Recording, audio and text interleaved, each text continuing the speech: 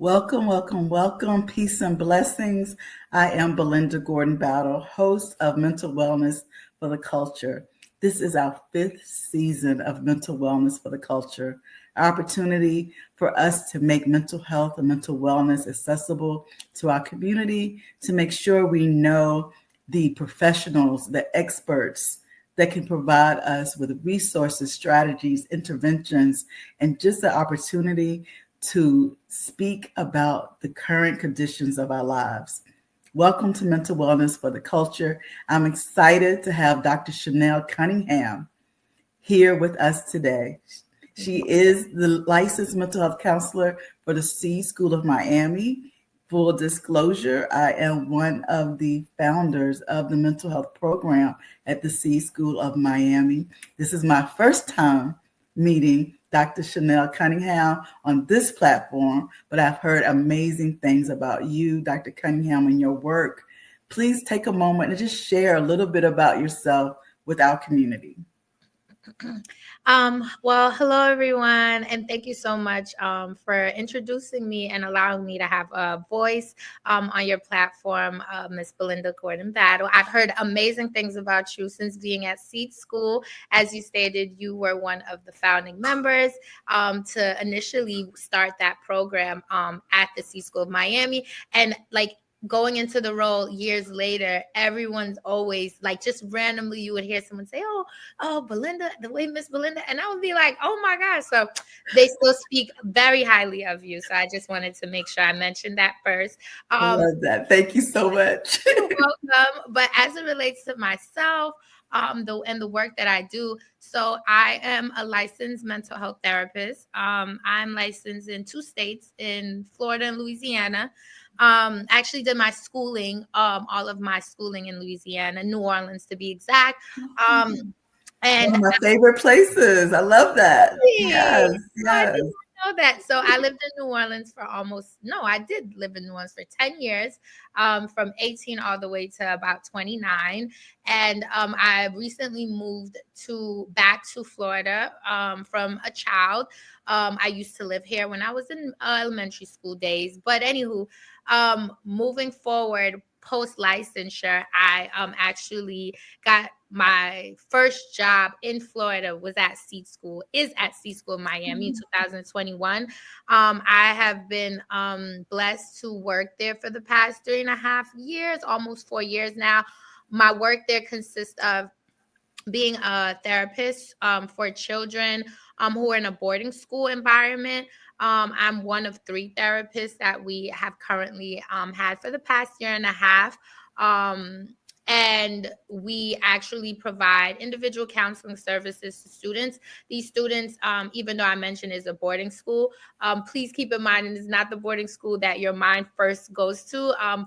These children are not adolescents or young children or students who have the luxuries to be able to pay thousands of dollars to go to a private school boarding experience. This is a boarding school for children who have to meet certain criteria. Some students live below poverty. Some students are in coupling situations, meaning they might be living with an aunt. There may or may not be in this foster care or in transition to be in foster care system. Also students who just live below socioeconomic status, lower than the low class or under low class.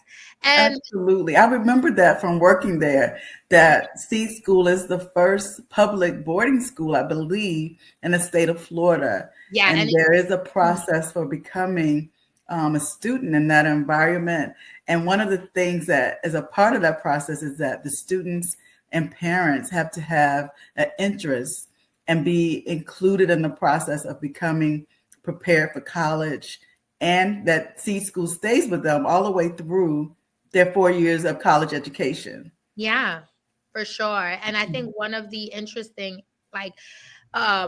factor that will qualify you to be able to attend Seed School is not being able, correction, because no one wants to be able to see this, but having experienced at least one traumatic event in your life qualifies you to be able to go to school. Also, it's not just about living below poverty or low socioeconomic status. Absolutely. So I did want to mention that as well. So if you can understand, these are students who really, really can benefit from individual counseling. We also do group counseling. We provide an assessment if students are high risk for any type of suicidal ideation or past suicidal attempts. And then we also do group counseling. I've been really blessed to have group counseling that we did this year was very different because we did, of course, the self-regulation, coping skills, and conflict resolution groups, but we also got to do individual groups that we wanted to do ourselves. I was able to administer a 5-week femininity group and self-value. I love that. For our 8th and 9th grade girls yes. who, struggle with just like maybe they get in trouble for maybe having high risk peer activities, and just wanting them to understand like what comes along with being a woman in that. Absolutely. So in that space, you could kind of customize the support services based on what the needs are at the time. Yeah, and even though there were certain, like in the groups, normally most of the students who are in the groups are students who normally don't actually seek out counseling. It was actually they had to, their administration team, the assistant directors had to sign them up stating that they, so this wasn't something that a student would like, oh, I'll go, say. But I think it was really interesting how the students who are in the counseling groups are not students who we would necessarily see individually. Right? Those are students sometimes who maybe get overlooked, or some students who have had, some consistent struggles over the year, but need additive services, individual and, maybe in group. But what are the advantages you think for young people to become part of a group that's giving them some direction, that has a formalized method of providing support services? How is that effective for young people in general? Well, I guess for all people, when you come to the idea of group, because we don't talk about group counseling often. We don't, right? I think it is a positive advantage and a positive impact for all people, whether you be adolescents or adults, to benefit from group counseling. For me, group counseling kind of shows the individual that they are not the only one. I like that. They're not the only one. They're not the only one experiencing or struggling with that specific topic or that specific struggle that they've had. So one, you get to understand and realize like, oh, wait, there's others that are like me. And we all know how important it is when as individuals, human beings, when we know that there's others who share the same feeling. It makes us understand that there's empathy and compassion.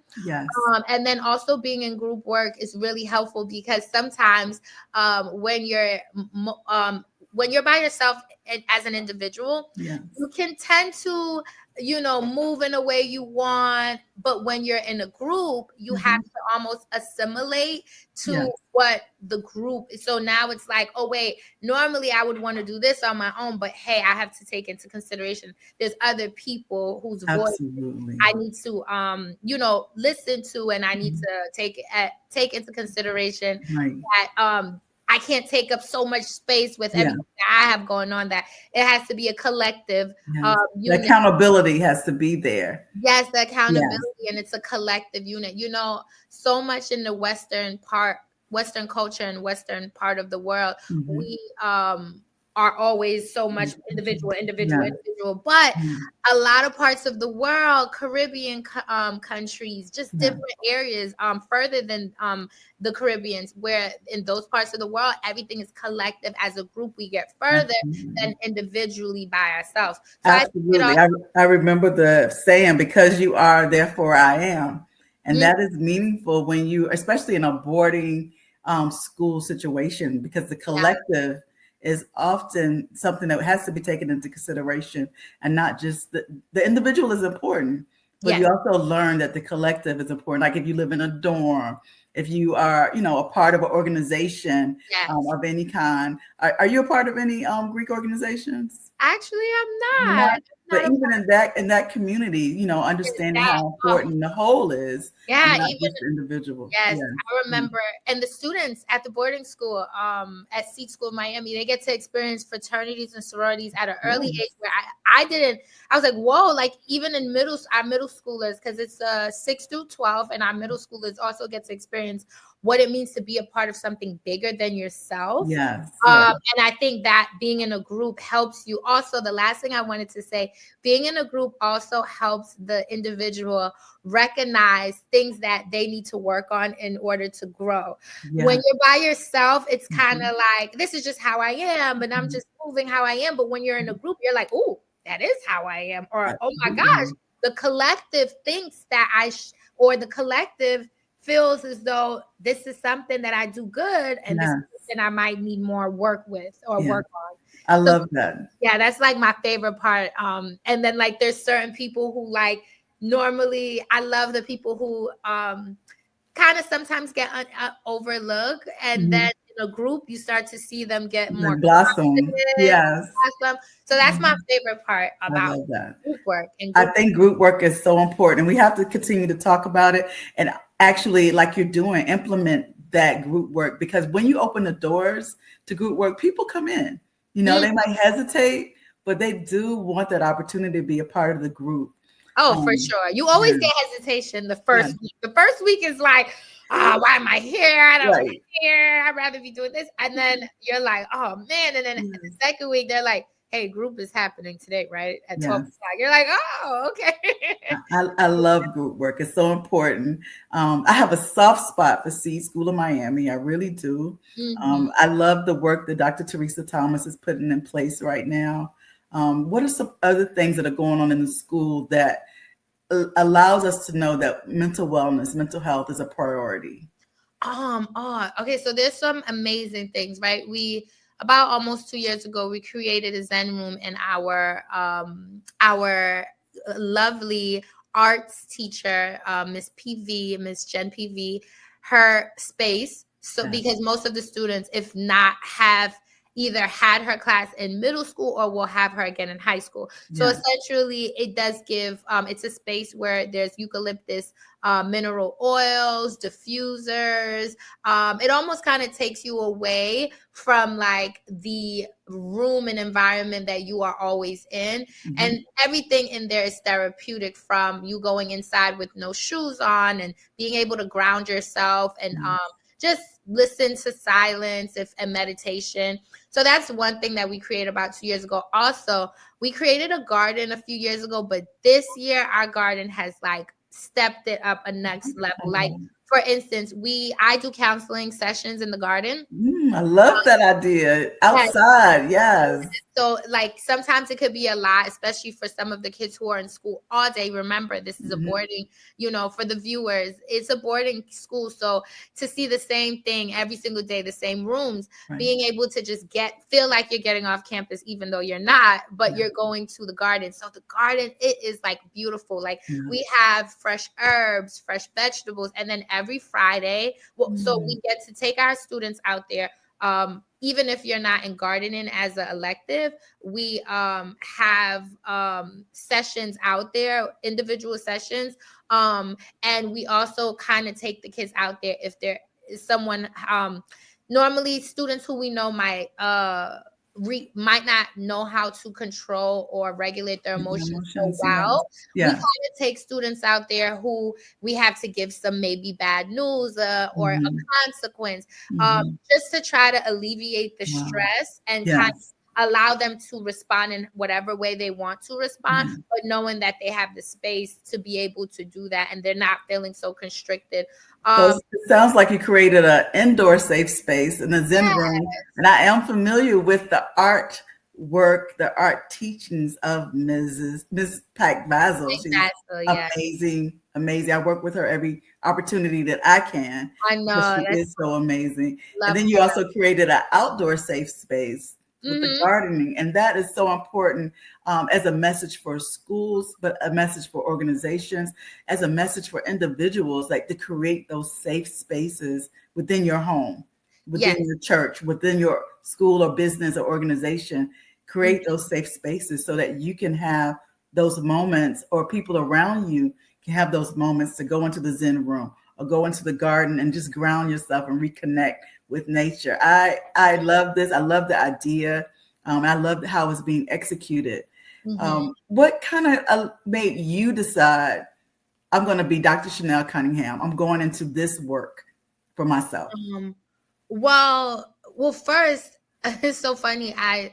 I knew I wanted to first going into the field of like just going to school to figuring out what I want to do. I was obsessed with Law and Order SVU.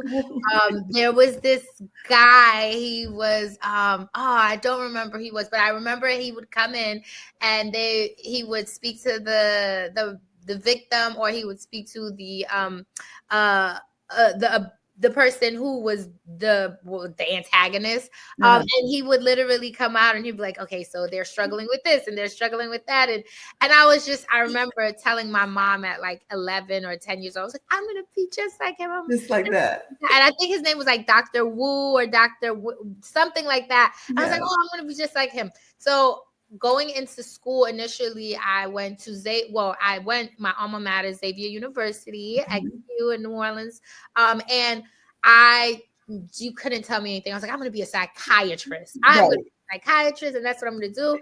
I was able to have the great opportunity to have a mentor who was a psychiatrist, and everything she told me, that she was experiencing and going through, she was like, I make a lot of money, and I was like, but your working environment is toxic. Right. Toxic. OMG. And I just remember like hitting my 3rd year in the program, and I only had like 2 more years left to graduate.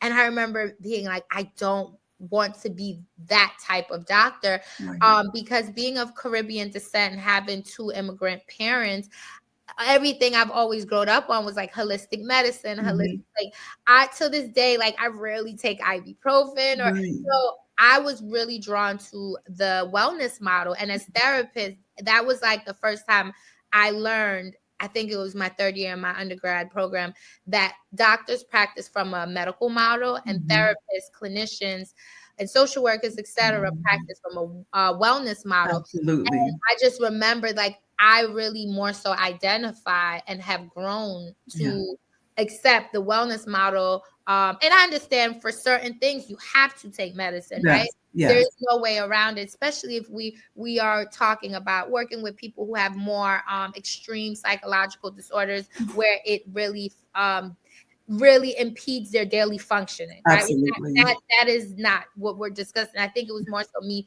kind of figuring out like, oh man, I think I could do more help when it comes to the wellness model, because that is something that I'm familiar with and that absolutely. I really love that. enjoy. That wellness model, and making sure we share that information with women, men from our community is so important, because oftentimes the focus is on the medical model. Yeah.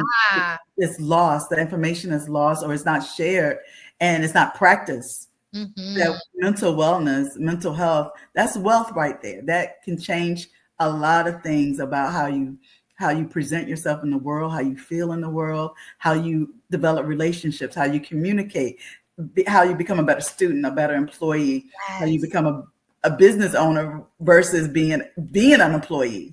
All of those things are part of the process of growing in our community.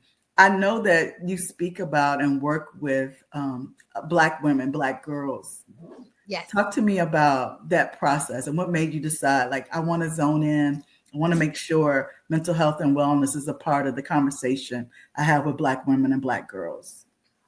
Specifically as it relates to Black women and Black girls, I think I always knew I wanted to work with that population, but I knew that you know, graduating with your master's and like being in school your whole life, you're just like, hey, I need to work in any population that'll hire me. So Exactly. essentially, I started working in the schools, but it was very I didn't work with an older group of women or young female adolescents up until 3 years ago. Prior to the Okay. 3 years, I just worked with, you know, younger students and children all the way up to age, I think 11, 12 was the Mhm. oldest. Mhm. So being able to be working with middle schoolers, and I have some of the students at Ski School of Miami who I work with, they are 18, 19 years old, and then all the way down to 12 years old. So the range Mhm. is really big as it relates to like me being able to do a lot more work that Mhm. I may have not been able to do because of, you know, the students being younger. So to answer your question, when it comes to the females that I work with, I was so excited to work with just Black women in general. Yeah. Um, but really, really started actually putting in the work Mhm. to do work with this group was started maybe about 2 years ago, right before I graduated with my doctorate. I did my dissertation. My actual dissertation was on the negative impacts of the strong Black woman identity role on Black Say that again. Say that one more time for the audience to hear. negative. My dissertation topic was the negative impacts of the strong Black woman Mm. identity role on the African American woman's females sorry, on the African woman's ability to show vulnerability as well as Mm. Black femininity. So basically kind of seeing how adopting the strong Black woman complex, how it Yes. negatively impacts Black women, young Black girls, femininity as well as their vulnerability, and Yeah. looking at different areas in their femininity, not just in how they dress and how they present themselves, but in just being existing as a Black woman. That would be really like uh trying to figure out how to be nurturing, kind, which is what is expected of a woman and her femininity. But for a Black woman, it's a little bit different. We have to be nurturing, kind, the backbone, the matriarch sometimes of our family. We have to hold all of these things, but then be strong, and you Right. can't be too soft, and you Yes. can't be too spicy, but at the same time you have to know how to tone it down, and it's just Yes. it's a I, lot. I, I love what you're saying. I have an idea. I have an idea what you're talking about, but kind of just for the audience, share some characteristics that are found in the strong Black woman complex.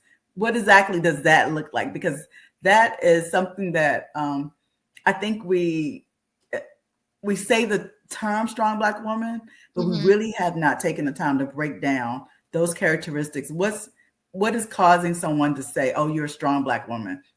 Just do Okay. whatever."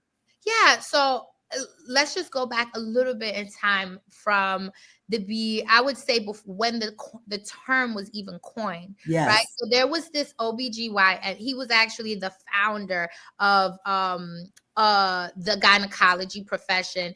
And in the early 1900s, his name Dr. John Sims, he actually would people who had brought their in back in the early 1900s, there were a lot of people who brought women and would to him and said, hey, like, I don't know what's wrong with her, I don't know what's wrong with my woman, she needs to be fixed, etc. Right. That's the medical model. The medical This model you were talking is the about. medical model. Yes. Right. The irony. So, anywho, so Dr. John Sims basically performed so much surgery on women of all types, but predominantly mostly African American women. Mhm. And what he came up with, he understood and he learned from his knowledge that because he did not use anesthesia, Mhm. sorry, and because he did not use um, any type of anesthesia on Right. any of these Black women. Mhm. Some died, And but anesthesia was used to control the pain, yes, to control the pain. right? Yes. Yes. Anesthesia is used to control the pain. And because he didn't use any anesthesia on if not none of the women, the Black women, in comparison to the white women, he came up with the hypothesis that Black women, because not all of the Black women had died from the procedures, that they are just physically, their bodies have to be superior in comparison to the white woman's body, which means that they can endure more pain because the anesthesia was given so that way they do not feel much pain, if not any. Absolutely. So and that continues today. Yes. That theory, which is ridiculous when you think about it. Yeah, because it wasn't even given to us by us, right? It wasn't even something that we came up with to say, hey, I think in the last 30 years, we kind of just said, hey, well, we're gonna take this term and we're gonna make it something positive. And essentially, I felt, and I strongly felt this way for years. My chairman was a white woman in her early 70s, amazing woman, Dr. Thomas. And she told me, I remember she was pushing me, and I was like, well, I know I'm going to talk about Black women and the fact the strong Black woman identity complex. And she was like, okay, but that's out there already. Like, what's different? Like, what? And I was like, it's not positive. It's a lot of negative.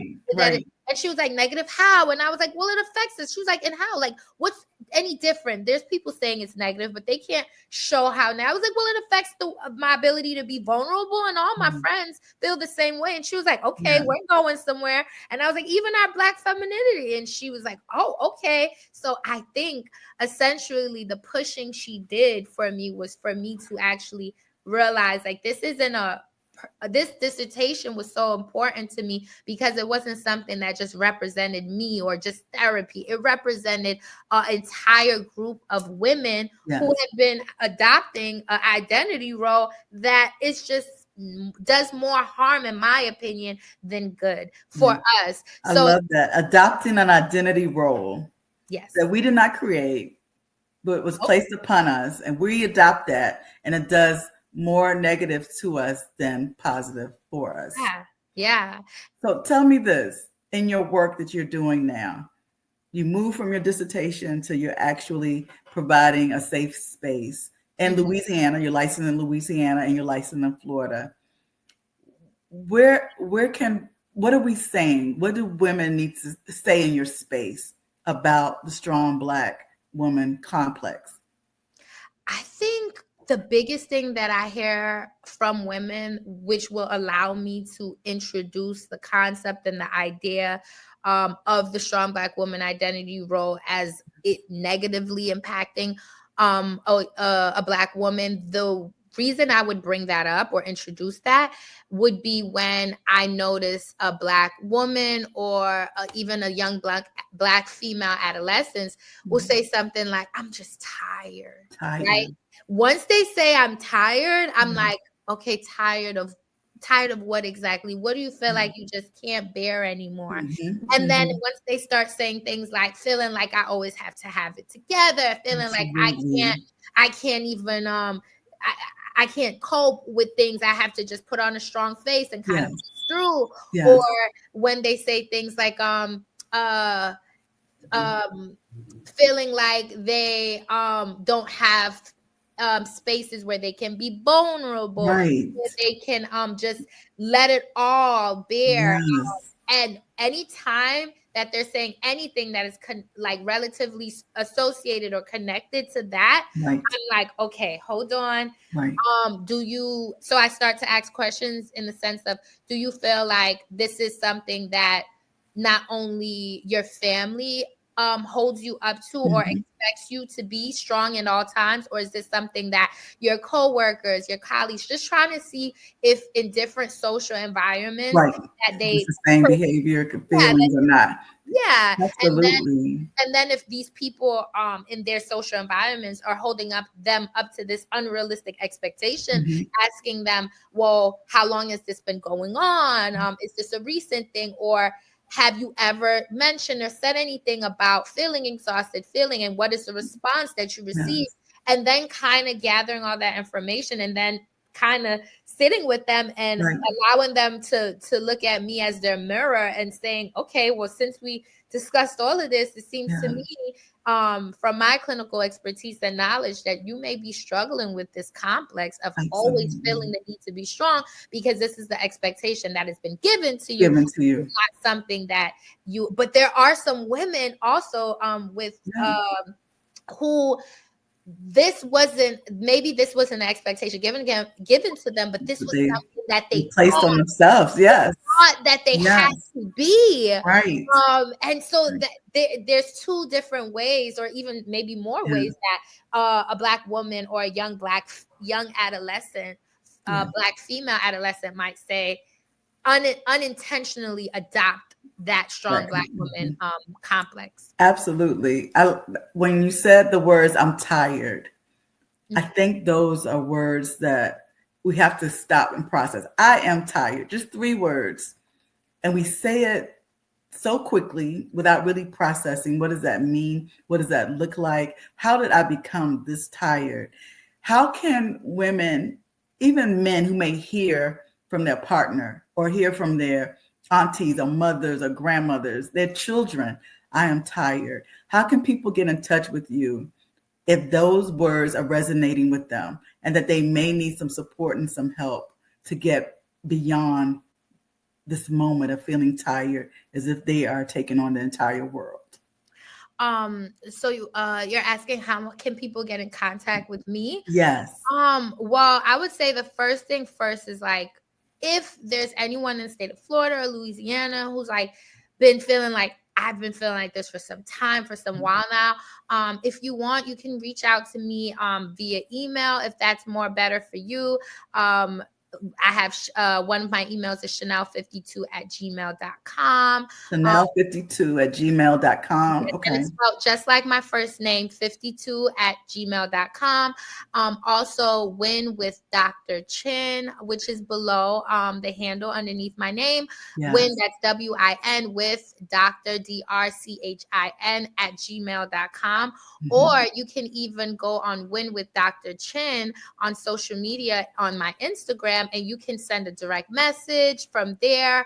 Mhm. And those are 3 ways that you can reach out to me. And kind of just when you reach out, all you have to do is say, hey, like, I am really feeling very much like this strong black woman complex or identity role I've adopted is just a lot. Or maybe you don't know that it's that the Yes. strong black woman identity role is the reason you feel the way you do. So you can easily just say, I'm just tired and I'm Right. really exhausted, and I haven't felt motivated or just felt like I've had energy Yeah. emotionally. And I Mhm. need some support on that, because sometimes, and what I've realized a lot is that for women who present themselves in a way where they always seem to have their stuff together, Mhm. we are not given much room or space to not feel like to feel like we don't have it all together, right? Absolutely. So I think the idea is like, first, even feeling safe to say, Yes. I am not okay. And Right. it's okay that I'm not Yes. okay. But what do I do with that? What I'm not happens next? I love that. what And giving our audience an opportunity to have that access to you. I appreciate you for sharing your email, for sharing your Instagram, and the Instagram is on the lower part of the page everyone's looking at right now. But Dr. Chanel Cunningham, also tell us how our children that may benefit from the Seed School of Miami, how would they reach out to you? How would parents of those children reach out to you or the school? Yeah. So if they want to reach out to me, they can email me at Dr. Dr. Cunningham, which is my last name, Cunningham, Dr. Cunningham at miami.seedschools.org. And seed school is singular, it's not plural. So seedschool.org. So that, again, that's Dr. Cunningham at sign Miami seedschool.org. And all teachers can all parents, sorry, can reach out to me from there, and kind of tell me like, hey, I think I need my daughter or my son is struggling with something. They need extra support. And that's also how I phrase it too, because I do know in the Black community, we are especially still getting accustomed to therapy being a part of our routine and Yeah. our regimen. So Yes. I do love to tell first time individuals who are seeking therapy or just seeking support, I always inform them like it takes a village to raise a child, Right. essentially. And Yes. as you grow older and you become an adult, whether you're an adolescent, a young child, or adult, it's still going to take a village. I am just one of the people in your village to offer support. So Yes. sometimes even using different verbiage like You have to support. reframe it so Yeah, it works for our community. yeah, you And just that's one of the reasons why I love mental wellness for the culture. I love that the culture allows us to bring on experts and Mhm. professionals like yourself and make everything around mental health and mental wellness much more accessible. Thank you for everything you said today that provided and those opportunities for us to kind of think about what our children need, what we need, and how to make sure that we can get those services. The last part of this podcast, this show, is a few questions about you in rapid fire. You ready? Ooh, I love this. Okay. Yeah. Quickly, tell me your favorite ice cream. It would have to be grape nut. Well, you Grape got nut? yeah, grape nut. It's a Caribbean I know.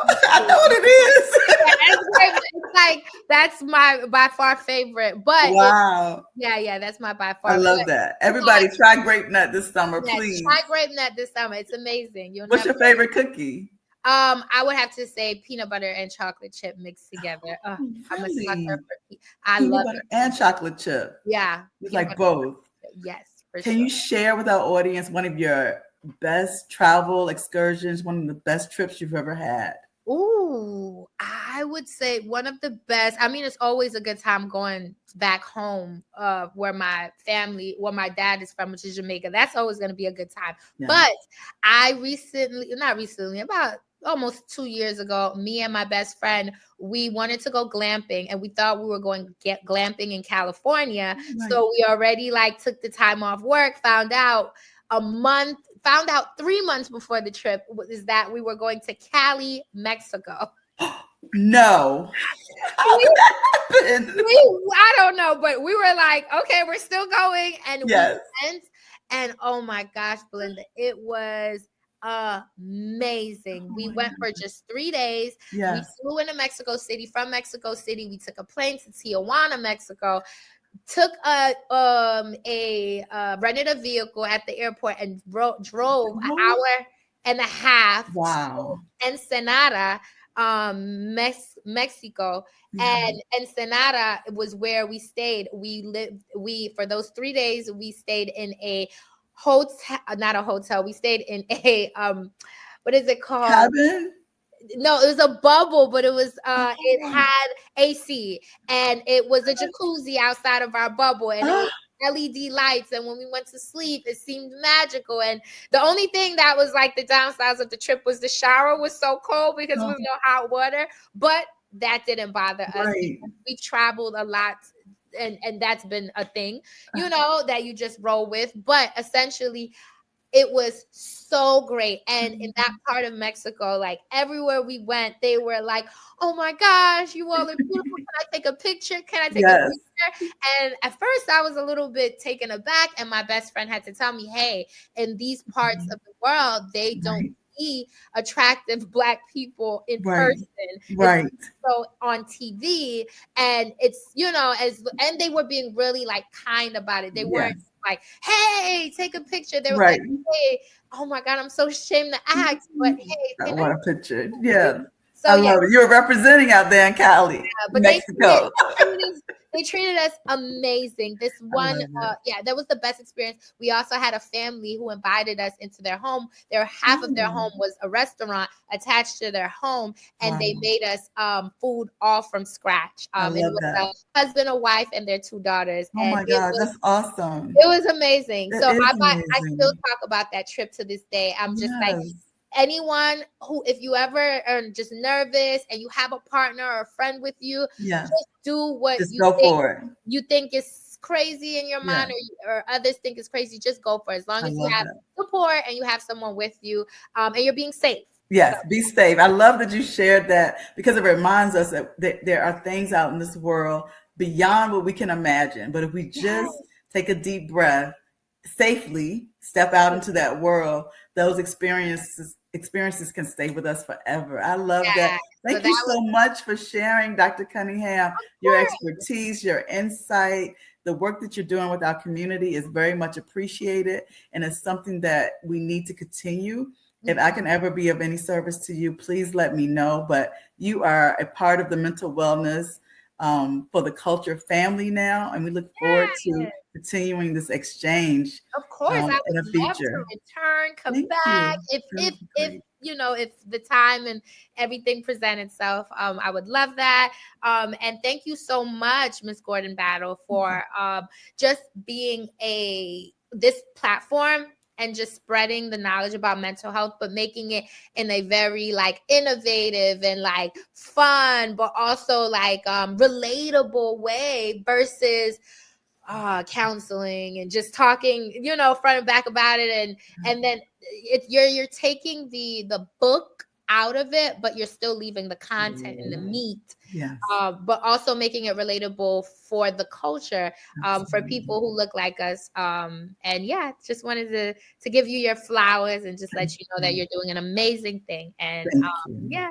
I'm very appreciative of your words and I receive all of that. And we're going to continue to do this work because we know it's important.